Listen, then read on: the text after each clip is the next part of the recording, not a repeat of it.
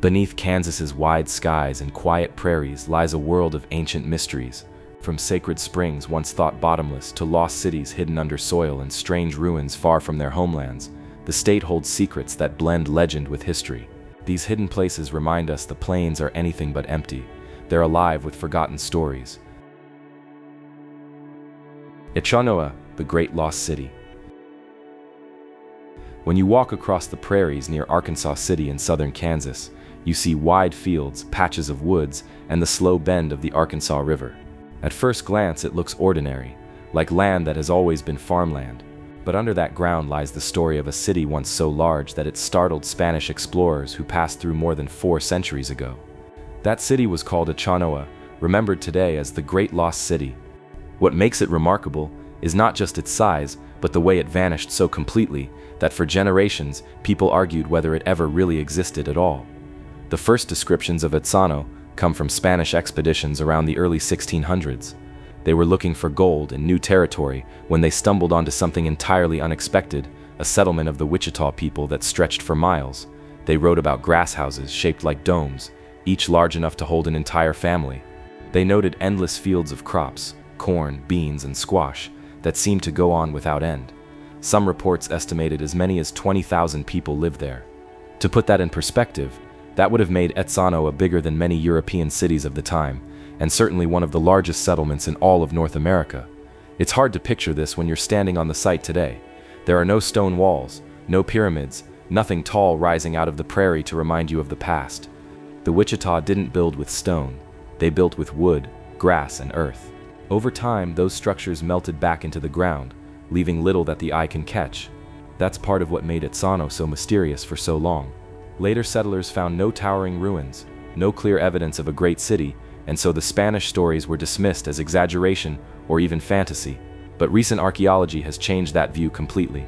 Over the past 2 decades, researchers have uncovered thousands of artifacts, fragments of pottery, arrowheads, stone tools, and even outlines of ancient house floors. These match perfectly with what the Spanish wrote about. The discoveries confirmed that Etzanoa was real and that it was massive. For historians, it was like finding a missing piece of the puzzle.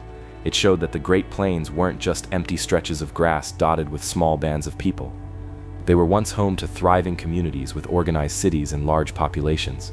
What fascinates many people is not just that Etzanoa was real, but how it disappeared so completely. What could have happened to a city of 20,000 people? One of the strongest theories is disease. Long before settlers reached Kansas in large numbers, illnesses like smallpox and measles spread from one tribe to another, often carried unknowingly by traders and explorers. These diseases were devastating for native communities who had no natural immunity. Entire villages could be wiped out within a few seasons. Another possibility is warfare. The Wichita, like all native groups, lived within a shifting web of alliances and conflicts. Pressure from rival tribes and from European expansion may have forced them to abandon their city. Over time, survivors likely scattered into smaller groups and moved south. Whatever the cause, the city faded. When settlers arrived in the 1800s, the land looked like open prairie. There were no monuments, no ruins, nothing that shouted its past. The memory of Etzanoa survived only in fragments, passed down through native traditions and the dusty journals of Spanish explorers. For me, what makes Etzanoa so powerful is the contrast between its history and its silence today. When you stand in a place like Chichen Itza in Mexico, you see giant stone pyramids that prove the Maya once thrived there. When you stand in Etzanoa, you see grass fields and farmland. The proof is underground in broken pieces of pottery and buried stone tools. It requires imagination to bring it back to life. In some ways, that makes the site even more haunting. You realize how much of history can vanish if it isn't written in stone. Think about what life might have been like there at its height. Families lived in tall grass houses, smoke rising from cooking fires. Children played in the dirt paths between homes. Farmers tended wide fields that fed thousands of mouths. Traders arrived from far-off lands, carrying goods like shells, flint, and cloth. Along the Arkansas River, fishermen pulled in their catch while hunters returned from the plains with bison. It wasn't a small, isolated village. It was a bustling city alive with sound and movement. And then, over a span of only a few generations, all of it was gone. Today, Etzanoa is finally being studied in earnest. Archaeologists, local historians, and Wichita tribal representatives are piecing the story back together. There are guided tours that take visitors across some of the fields, and museum exhibits in Arkansas City display artifacts that have been found. That's one of the positives. The story is no longer buried. The local community has embraced it, recognizing that this isn't just Wichita history or Spanish history, but Kansas history as well. It gives people in the region a deeper sense of place, knowing they are living on ground that once supported a great city. But there are negatives too. Much of the site lies under private farmland, which means it isn't protected as a large park or preserved heritage site. Farming, development, and natural erosion can disturb what's left in the soil. Unlike famous ruins that have been carefully preserved, Etzanoa remains vulnerable. Visitors hoping to see dramatic ruins will be disappointed because there are none.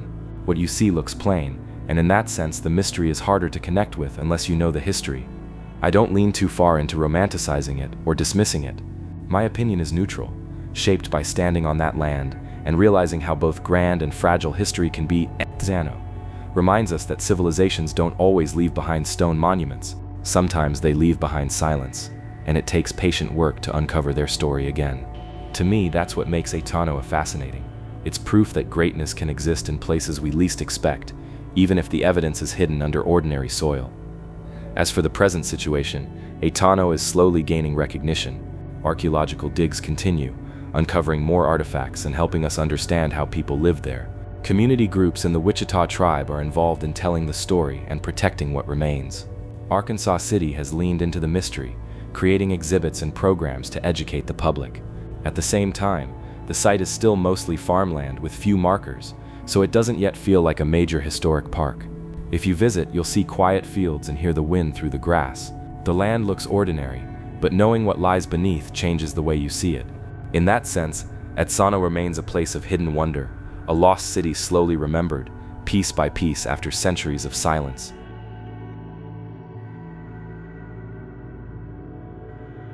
Medicine Lodge Peace Council Cave. If you head toward the red hills of southern Kansas, near the small town of Medicine Lodge, you'll come across sandstone cliffs cut with shallow caves. One of these caves is more than just a natural hollow. It's remembered as a sacred meeting place. Locals call it the Medicine Lodge Peace Council Cave. From a distance, it looks like a sandstone alcove worn smooth by wind and rain. But step closer and you begin to see faint carvings etched into the walls.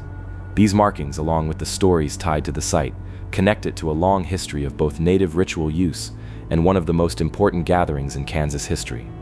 Long before settlers arrived, native tribes of the plains, Kiowa, Comanche, Arapaho, Apache, and others saw the Medicine Lodge Valley as a sacred landscape.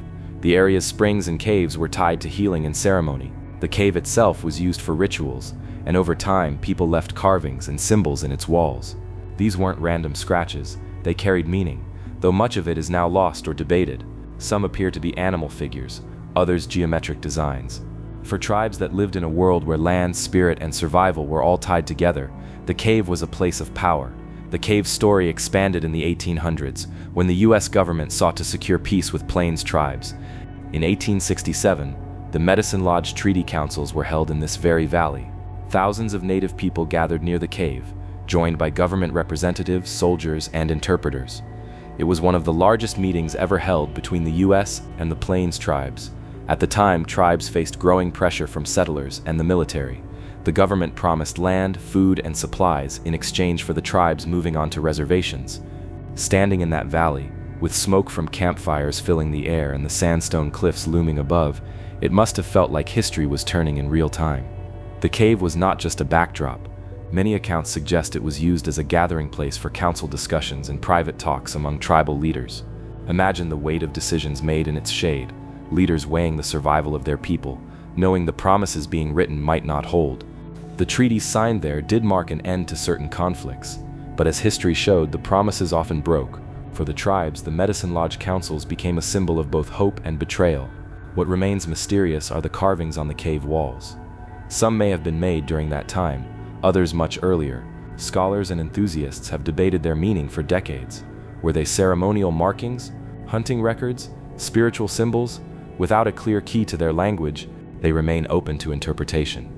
Standing inside, with the light slanting in, it feels like being inside a story half told, where the voices that could explain it have long since gone silent.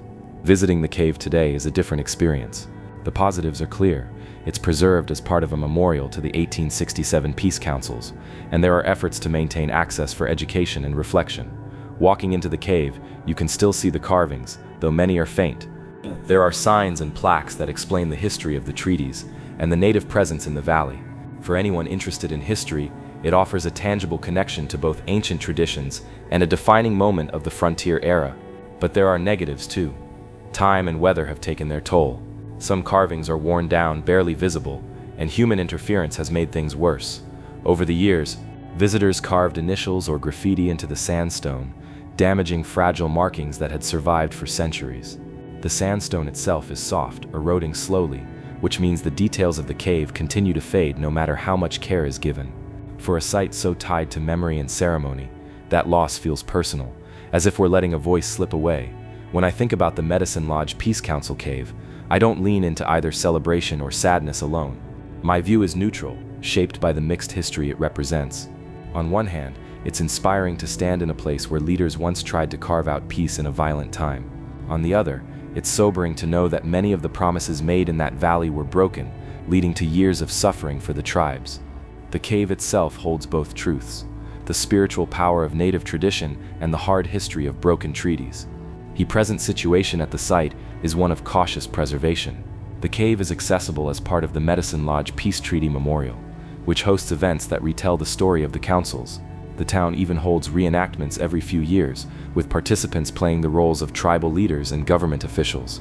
These efforts keep the story alive, though the reenactments themselves can sometimes feel more theatrical than reflective. Still, they bring attention to a piece of history many outside Kansas never hear about. If you go there today, you'll find a quiet sandstone cave, shaded by cottonwoods with carvings that whisper of old traditions. You'll also find plaques that explain the peace councils and a community trying to balance preservation with storytelling. It isn't a grand ruin or a massive lost city. It's subtle, weathered, and human in scale, and maybe that's fitting. The Medicine Lodge Peace Council cave isn't about grandeur.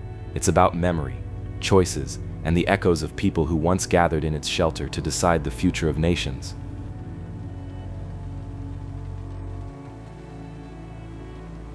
El Cuartelejo Ruins. If you drive out across the western plains of Kansas, where the land stretches open and the sky feels endless, it's easy to think there's nothing ancient hidden out there. The prairies look plain, the grass rolls on for miles, and the horizon almost swallows you. Yet tucked inside Lake Scott State Park is one of the most surprising archaeological sites in the entire Midwest. It's called El Cuartelejo, and it is unlike anything else in Kansas. Here, in the middle of open prairie, stand the stone outlines of the northernmost Pueblo ruins in the United States.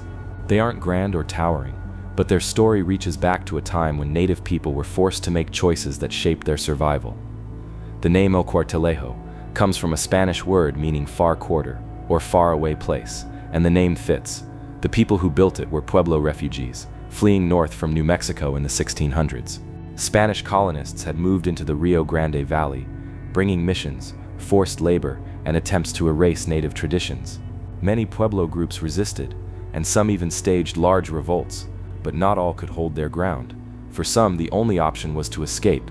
That's how a small group of Pueblo families ended up on the far northern plains, more than 300 miles from their homeland, seeking refuge among the Plains Apache. Archaeology shows that the Puebloans and Apache worked together to build this settlement. Using local stone, they created rectangular structures with adobe and earth walls. The foundations we see today suggest rooms arranged side by side, probably serving as living quarters and storage spaces. Excavations have uncovered storage pits where corn, beans, and squash were kept, showing that farming continued here despite the harsher environment. It's likely that the Apache helped them hunt bison and adapt to life in the prairie, while the Puebloans shared their farming and building skills. The result was a small but remarkable community, a mix of two cultures united by survival. Think about the courage it took to build El Cuartelejo. These families left behind their homeland, not knowing if they would ever return. They carried their traditions north, planting crops and shaping stone walls in a place completely different from the desert mesas of New Mexico. To me, there's something moving about the way those walls rise just a few inches above the grass today. They're not just ruins, they're proof of resilience. Spanish records eventually confirmed the settlement's existence. Officials described Puebloans living far out on the plains under Apache protection. which was shocking to colonists who thought they had contained these groups in the Rio Grande region. But this freedom didn't last forever. By the early 1700s, political pressures and shifting alliances forced the Puebloans to return south. Spanish forces reasserted control, and El Cuartelejo was left behind. The walls slowly crumbled, the fields went untended, and the prairie began to reclaim the site. For centuries, it lay hidden under grass and soil until archaeologists rediscovered it in the 19th and 20th centuries. One of the mysteries of El Cuartelejo is how daily life actually felt for the people who lived there. Were they constantly afraid of Spanish pursuit? Did they miss the mesas and mountains of New Mexico? Or did they adapt fully to the flat plains of Kansas? Did they view their time here as temporary exile or as a permanent new home? The ruins can't answer those questions. What they give us instead are fragments, a stone foundation, a handful of tools, charred remains from hearths, and storage pits still etched in the soil. It's like listening to a story where half the words are missing. When you walk the site today, the positives are clear. El Cuartelejo is preserved within Lake Scott State Park, where visitors can freely explore the ruins.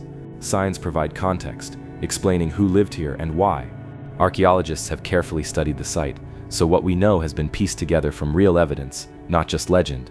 For Kansas, which is usually associated with open plains, bison hunts, and wagon trails, El Cuartelejo feels different. It connects the state to the Puebloan world of the Southwest, reminding us that Native history is far more interconnected than we often realize. But there are also negatives. The ruins themselves are small and fragile.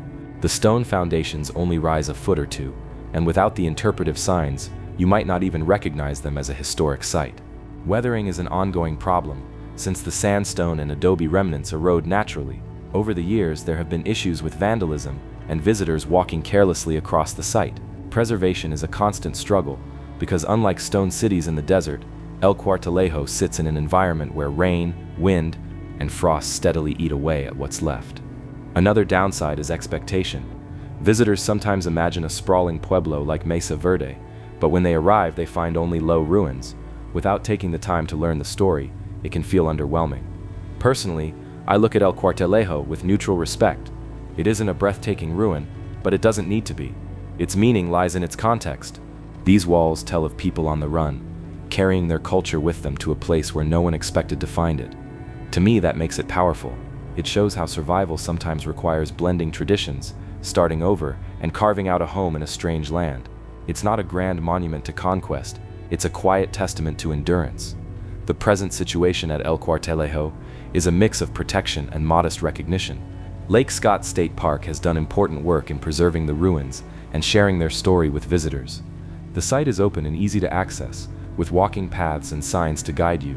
Local schools and history groups sometimes bring students to learn about it, which keeps the memory alive for future generations. On the positive side, it's safe, accessible, and part of a larger park that draws visitors for hiking, camping, and fishing. On the negative side, it doesn't always get the attention it deserves. Many Kansans themselves don't know it exists, and for travelers, it's far off the beaten path. That means the story of El Cuartelejo risks being overlooked in the broader sweep of American history. If you go there now, you'll stand on a quiet patch of prairie, the wind carrying across the open hills. You'll see the low stone outlines and maybe a few interpretive panels. To some, it may look small, but if you let your imagination fill in the walls, the hearths, and the lives that once animated this place, it becomes something else entirely. You realize that history doesn't always leave behind monuments that tower over us. Sometimes it leaves behind simple stones in the grass, whispering of people who tried to hold on to their way of life in the face of impossible odds. That's what El Cuartelejo is today. Not a grand ruin, but a quiet reminder that even in Kansas, far from the messes of New Mexico, the story of the Puebloans left its mark.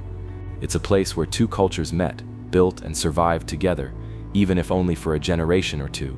And in that sense, standing there feels like standing in the middle of a forgotten chapter, one that deserves to be remembered just as much as the great cities carved in stone.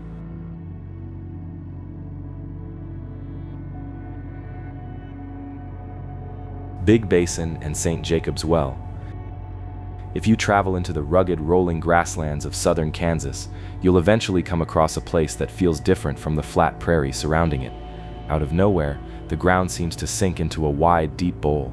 This is Big Basin, a natural sinkhole nearly a mile across and about 100 feet deep, formed thousands of years ago when underground salt and gypsum deposits dissolved and caused the land to collapse. It's a dramatic landmark in a state often thought of as flat. But the real mystery lies at its center, in a dark pool of water called St. Jacob's Well. St. Jacob's Well is a nearly perfect circle, around 50 yards wide, and it never dries up. That alone is unusual in a place where streams often run dry in the heat of summer. The water is cool and deep, so deep that divers and researchers have tried to measure its bottom but haven't succeeded. The pool slopes down in sharp shelves, and stories say it descends at least 100 feet, maybe more. Locals long believed it was bottomless, a window into the earth itself, and that belief helped feed the legends surrounding it. For centuries, St. Jacob's Well has been seen as a place of both refuge and fear. Native American tribes knew it well and likely used it as a reliable water source while traveling the open plains. The Comanche in particular are said to have treated it with a mix of respect and caution, passing down stories that spirits lived in its depths. Later, when settlers and cowboys pushed into the area, they too discovered the well. Travelers driving cattle across the dry prairies would bring their herds down into Big Basin, certain the well would provide water when no other source could. But even the cowboys noticed something unsettling. Animals sometimes entered the water and never came out. Horses, cattle, even a few people who slipped in were said to disappear under its dark surface without leaving a ripple behind. That reputation gave St. Jacob's Well an eerie place in frontier folklore. Some claimed the well was a portal, swallowing those who fell in. Others believed it connected underground to rivers or even faraway oceans, carrying anything dropped inside to another world. Of course, modern science explains that strong currents and the steep sides of the sinkhole make it dangerous, but the old stories still linger. Even today, standing at the edge and looking into its inky depths, you understand why people thought it was more than just water. Big Basin itself adds to the atmosphere. From above, it looks like an enormous scar in the earth. Inside, the basin is lush compared to the dry plains around it, filled with grasses and scattered trees that draw deer, coyotes, and birds. It's almost like a hidden valley. When storms roll through, the bowl echoes with thunder, and the wind seems to circle inside it. That setting makes St. Jacob's Well feel even more like the centerpiece of a natural stage designed for mystery. Over time, researchers and explorers have tried to solve the puzzle of St. Jacob's Well. In the 1890s, a group lowered weighted ropes into the water, but never found a solid bottom. Later divers attempted to map its depths, but the cold temperatures and dangerous drop-offs forced them to stop. In recent decades, sonar equipment has revealed that the well is not bottomless, but is still incredibly deep, with layers of submerged ledges that make exploration tricky. The water is constantly refreshed by underground springs, which explains why it never dries. But knowing that doesn't take away its strangeness. It's still a pool that seems to hold secrets, as if the land refuses to give up all of its answers. The positives of Big Basin and St. Jacob's Well are easy to see. Today, the site is protected as a natural preserve, and visitors can hike around the basin, drive through, and walk right up to the edge of the well. Interpretive signs explain its history, and the quiet of the place allows you to experience it without distraction.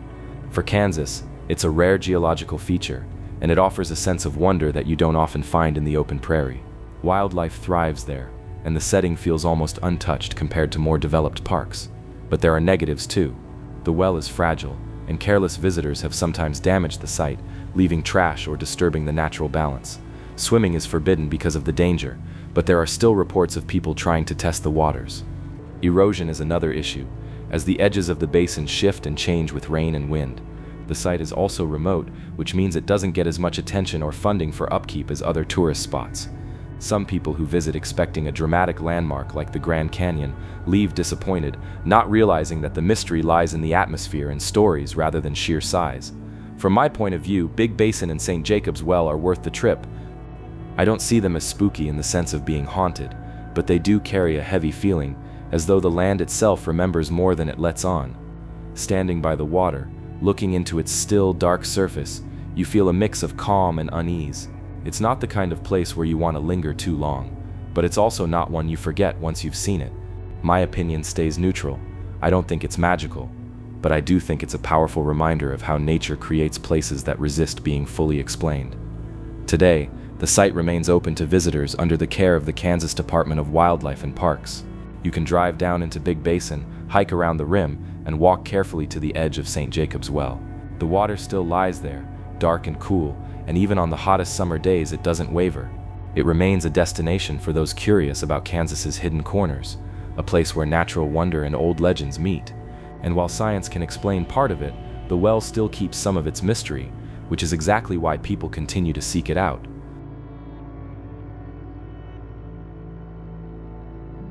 Waconda Springs. Waconda Springs was one of those places that seemed to belong as much to legend as to the physical world. Located in north-central Kansas, along the Solomon River Valley, it was once considered one of the most remarkable natural sights in the state. It was a deep, circular pool, 50 feet across, with steep limestone sides, and its water shimmered in shades of blue and green. Visitors said you could look straight down into its depths, but no one ever claimed to touch the bottom. Old measurements suggested it was over 90 feet deep, yet many insisted it was bottomless. The name itself carried mystery. Waconda is often translated as Great Spirit, or Spirit Water, and for centuries native tribes held the spring as sacred ground. To the Pawnee, Wichita, and Kansa people, Waconda Springs wasn't just a landmark, it was a place where the natural and spiritual worlds met. They believed it was inhabited by powerful spirits, and they approached the waters with offerings and ceremony. The most enduring legend tells of a young woman who, grieving the death of her lover, threw herself into the spring. From that moment on, the water was honored as holy, a reminder of sacrifice and the unseen presence of the spirit world. Because of these beliefs, the spring was more than a source of water. It was a site of pilgrimage. Warriors and medicine men were said to leave gifts at its edge: beads, weapons, food, asking for strength, healing, or guidance. Standing by the pool, with the wind sweeping across the prairie and the sun glittering on the water, it's easy to imagine how overwhelming the place must have felt. Unlike a rushing river or a shallow pond, Waconda Springs seemed eternal, a bottomless well of life and mystery in a land where dryness was often the rule. That sense of sacredness, though, collided with new values once settlers arrived in the 1800s. The spring, instead of being seen as holy, became a resource to be tapped. By the late 19th century, doctors and businessmen had built a sanitarium at the site, promoting the spring as a health resort. Mineral springs were in fashion at the time. People believed soaking in or drinking mineral-rich water could cure all sorts of illnesses, from arthritis to stomach troubles. Waconda Springs fit the bill perfectly. Its water, heavy with dissolved minerals, was marketed as a natural medicine. For decades, trains brought visitors from across the Midwest to the sanitarium. Guests bathed in tiled pools filled with spring water or drank it straight from the source, convinced it was restoring their health. Photographs from the early 1900s show a surprisingly grand building on the plains, with wide verandas where patients lounged in the sun. In its heyday, the sanitarium turned the old sacred spring into a thriving business, attracting thousands each year. But even during those years of commercial use, the mystery never quite left. Locals repeated the stories of its bottomless depth. Some claimed that anything dropped into the water vanished forever. There were accounts of lights glowing beneath the surface at night, or strange sounds echoing from its depths. People who swam too close to the middle said they felt sudden cold currents pulling at them. Whether those details were true or exaggerated, they helped keep the spring's reputation alive as something more than ordinary. The turning point came in the mid-20th century, when the U.S. Army Corps of Engineers planned Glen Elder Dam as part of a flood control and water supply project. Building the dam meant flooding the valley, and flooding the valley meant that Waconda Springs would be lost beneath a new reservoir. There were protests. Tribal leaders spoke out against destroying a sacred site. Historians urged its preservation, and many locals felt uneasy about erasing such a unique landmark. But the push for progress was stronger. By the late 1960s, the sanitarium was demolished, the waters of Glen Elder Reservoir rose, and Waconda Springs slipped beneath the surface forever. That moment marked not only the loss of a natural wonder, but also the loss of an irreplaceable piece of cultural history. Native communities lost a sacred place tied to centuries of tradition. Kansans lost one of the few natural springs that stood out as truly extraordinary, in a landscape more often remembered for grass and sky than for dramatic features. And while the reservoir provided real benefits, reliable water, recreation, flood prevention, the trade-off was permanent. To me, that's part of the enduring mystery of Waconda Springs. On one level, it's gone. You can stand on the shores of Waconda Lake today and see nothing but open water. Boats drift across the surface. Fishermen cast lines. Campers enjoy the shade of cottonwoods nearby. Nothing hints at the sacred pool that once drew people from far and wide. And yet on another level, it feels like the spring is still there, hidden under the waves. The water is said to still bubble up from its limestone chamber, feeding into the reservoir unseen. The spirit water is covered, but not erased. It makes you wonder if a place can disappear and still remain present, as though memory itself gives it life. The positives of the present situation are easy to see. Glen Elder Reservoir has become one of the largest lakes in Kansas, and it draws visitors from all over the region. Fishing is excellent, with walleye, catfish, and bass stocked regularly. The lake supports boating, swimming, and camping, turning what was once a single spring into a recreational hub for thousands of people. The reservoir also provides water security for surrounding towns and farmland, a critical need in a state where drought can change fortunes overnight. For many, the lake is a blessing, offering both utility and leisure, but the negatives weigh heavily too. Waconda Springs itself, in its natural form, can never be visited again. Unlike ruins or historic sites that can be preserved, the spring is buried. Its cultural meaning to native peoples was disregarded in favor of development, a choice that echoes the broader history of indigenous sites being sacrificed for expansion. Even from a purely natural perspective, it was a geological wonder, and now it's simply inaccessible. Some who come to the lake have no idea what lies beneath, and the story is fading into the background of local memory. Standing between those perspectives, I find myself neutral. I don't want to romanticize the past, as though keeping the spring untouched would have solved every problem. Flood control and water supply are real needs. At the same time, I can't ignore the loss.